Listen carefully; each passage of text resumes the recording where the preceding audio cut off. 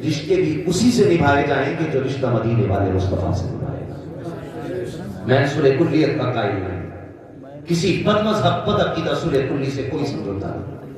یہ سبق یاد رکھنا، بریلی والے نے کہا تھا تجھ سے اور جنت سے کیا مطلب، وہاں بھی دور ہو، ہم رسول اللہ کے جنت رسول اللہ۔ سارے رشتے اپنی جگہ میں، مدینے والے کا رشتہ اپنی جگہ ہے۔ میں جو بات کر رہا ہوں رشتوں کی، یہ سنی صحیح العقیدہ لوگوں کی بات کر رہا ہوں، ورنہ جانتے ہو نبی کا ابو بکر صدیق ہے، جنگ کا موقع ہے، آمنے سامنے کی جنگ بدر ہوئی، اس کے بعد باپ بیٹے کی دسترخوان پہ بیٹے کھانے کھائے۔ بیٹے نے کیا کہا تھا، ابا جنگ بدر میں آپ حضور کی طرف سے تھے، میں ابو جہل کی طرف سے تھا، ایک بار نا میری تلوار کے نیچے آپ کی گردن تھی، لیکن ابا سمجھ کے میں نے چھوڑ دیا، لقمہ تھا یار یار کے ہاتھ میں، چھوڑ دیا۔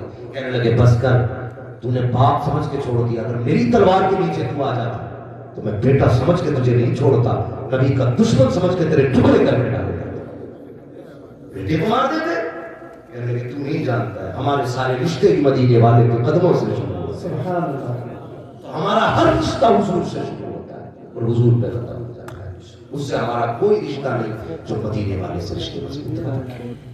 لیکن بس میں جو کہہ رہا ہوں، رشتوں کا خیال کرنا، قدر کرنا رشتوں کی، یہ اگر چلے جائیں نا کتنی پریشانی ہوتی۔ وہ ایک آرٹیکل شائع ہوا چلا، اس آرٹیکل میں لکھا ہوا تھا مولانا صاحب، اس میں یہ آرٹیکل لکھا تھا ایک شخص کی بیوی کا انتقال ہوا، جب اس کا انتقال ہوا نا تو کچھ دن بعد اس نے دوسری عورت سے نکاح کر لیا، دوسری عورت سے۔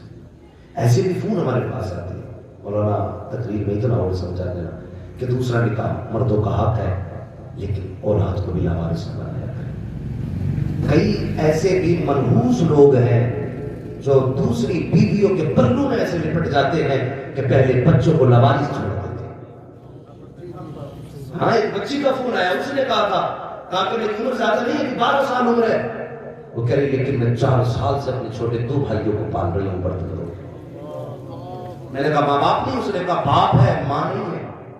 میں نے کہا باپ کیا کرتا کہ جب سے اس نے دوسرا نکاح کیا تو دوسری بیوی کے ساتھ رہتے، اور میں پلٹ کر کے بھی نہیں دیکھتے، کہتے جب 3 دن بھائی کھاتے سے رہے نا، مجبوری ہو گئی میں نے جا کر کے لوگوں کے آگے برتن دھوئے۔ میں کہتا ہوں وہاں سے تمہارا دوسرا نکاح کرو، لیکن اولاد کو لاوارث نہ بنانا۔ اللہ حساب اگر اولاد سے لے گا نا باپ کا تو باپوں سے بھی لیا جائے گا اولاد۔ یاد رکھنا اگر تم ظلم کرو گے اولاد پہ تو خیریت تمہاری بھی نہیں ہے۔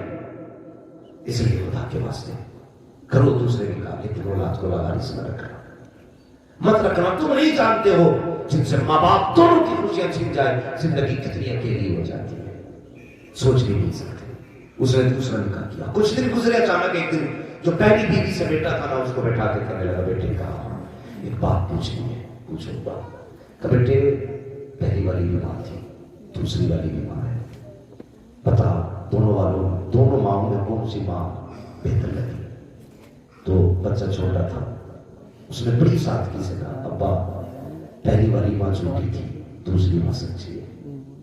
اتنا باپ نے سنا نا سر پکڑ کے بیٹھ گیا، کہنے لگا یار سگی ماں کی برائی کر رہا ہے، وہ سوتیلے ماں کی تعریف کر رہا ہے۔ اس نے کہا بیٹے کہنا کیا چاہتا ہے؟ اس نے کہا ابا پہلی ماں جھوٹی تھی، یہ سچی ہے۔ باپ نے اتنا سنا، کہا میں سمجھا نہیں سمجھا۔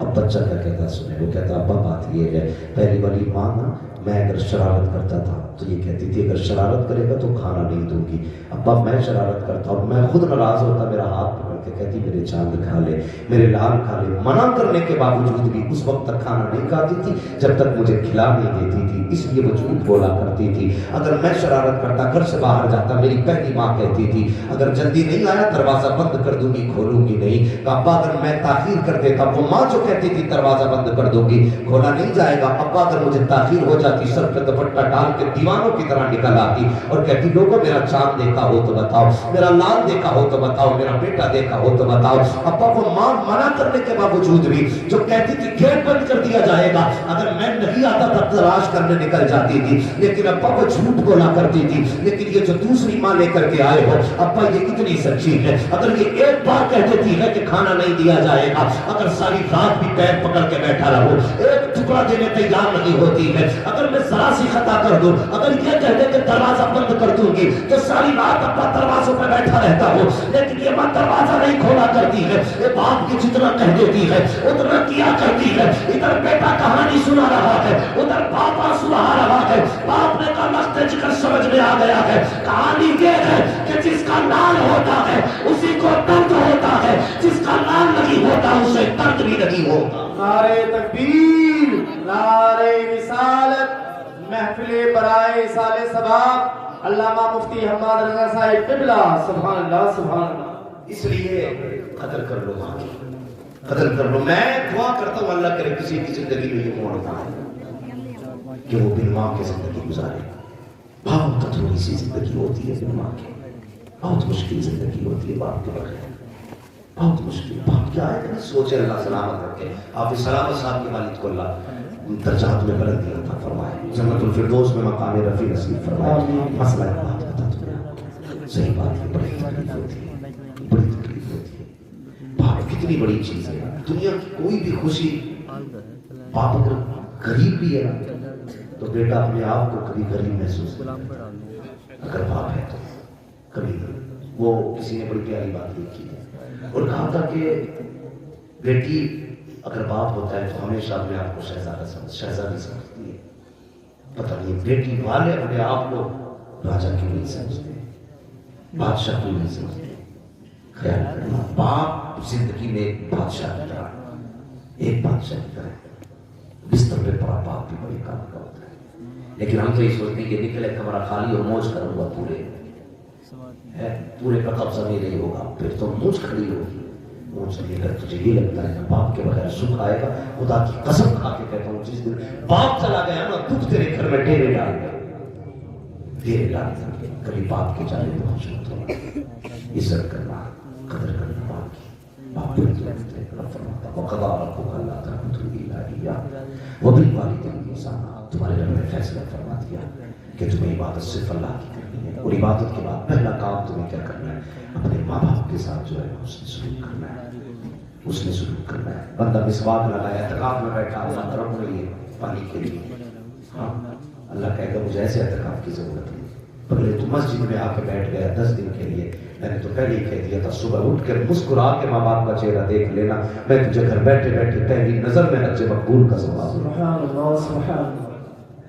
کتنی عجیب دنیا ہے جو ثواب گارنٹی کے ساتھ مقبول حج کا ثواب گھر بیٹھے بیٹھے مل رہا ہے. اسے بندہ لینے تیار نہیں, 4 لاکھ لگا کے جا رہا ہے, وہ آنے کے بعد گارنٹی نہیں قبول ہوا کہ نہیں چلتا, چرا کے لایا کہ موبائل اٹھا کے لایا, وہ بھی مسئلہ نہیں. صبح اٹھ رہے ہیں فجر پڑھ, مسکرا کے باپ کو دیکھ, مدینے سے ٹھنڈی ہوا کے جھونکے کہیں گے خوش ہو جا, پہلی نظر میں تجھے حج مقبول کا ثواب. میں تو اکثر جوانوں سے یہ کہتا ہوں ماں باپ سے دور نہ جانا. شوق ہے اکثر جوانی سے یہ بھاگ رہے ہیں, گاڑی ہوگی, بنگلہ ہوگا, بلڈنگ ہوگی, پیسہ کما لیں گے. یار پیسہ باقی 10 سال میں لے کے لوٹے گا, لیکن شاید 10 سال میں اگر دبئی سے لوٹ کے آئے گا تو شاید باپ نہ مل سکے. اس لیے میں کہتا ہوں مت جانا باہر, چٹنی سے کھانا, ماں باپ کے ساتھ رہنا, ان کے ساتھ بیٹھ کے کھانا. جو زندگی کے لمحے ان کے ساتھ گزریں گے خدا کی قسم پوری زندگی خوشیاں دیں گے, زندگی کے لمحے خوشیاں دیں گے. کریں کوشش ماں باپ کو راضی کریں, کبھی دل نہ دکھائیں, کبھی دل نہ دکھائیں. انچ 2 انچ کے لیے اپنوں سے لڑنا کیا ہے, معاف کر دو یا چھوڑ دو.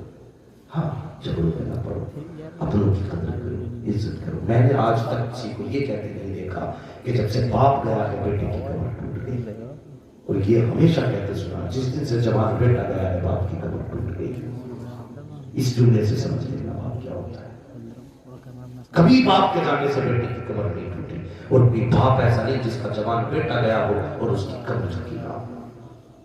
بیٹا چلا جائے تو باپ کی کمر جھک جاتی ہے. اس لیے تم بھی باپ کو وہ پیار دکھاؤ. باپ اگر تیری زندگی ہمارے بغیر ادھوری ہے تو ہماری زندگی بھی تیرے بغیر ادھوری ہے. یہ رشتے کر کے دکھاؤ. یار بچوں کو لے کے گئے ہو گے نا, لگا کے دیکھے ہوں گے نا کپڑے کے بندے کون سا اچھا کون سا اچھا. اللہ توفیق دے, عید تو گزر گئی, آئندہ اگر کوئی خوشی کا موقع ہے تو ماں باپ کو بھی لے کے جانا, یا اختیار دے دینا, ابا تیری مرضی ہے, پوری مارکیٹ آج کے لیے جہاں سے چی چاہ کے جو چی چاہ کے اٹھا کے پہن لے, تیرا بیٹا ہو جائے. لیکن نہیں جائے گا سفید جوڑا لائے گا. ابا 70 سال کے ان کے حساب کا دینا بھائی. انصار بھائی نے بھی آؤ دیکھو نہ دیکھو اٹھا کے دے دیا لے 65 روپے میں. ابا وہی سلوائے پہن آئی تھی. بیٹے کی پینٹ 1800 روپے کی ہے. ابا کا پورا سوٹ 250 روپے کا. کہہ رہا ہے کہ میں نے ابا کو نئے کپڑے پہنوائے رکھ سے تیرے کفن میں کام آئے. ایک بار یہ بھی تو کہہ دینا کہ جو تیری مارکیٹ میں سب سے مہنگا کپڑا ہے وہ نکال کے دے, اس لیے کہ اس کے لیے لے کے جا رہا ہوں جس کو میں کائنات میں سب سے زیادہ پیار کرتا ہوں. سبحان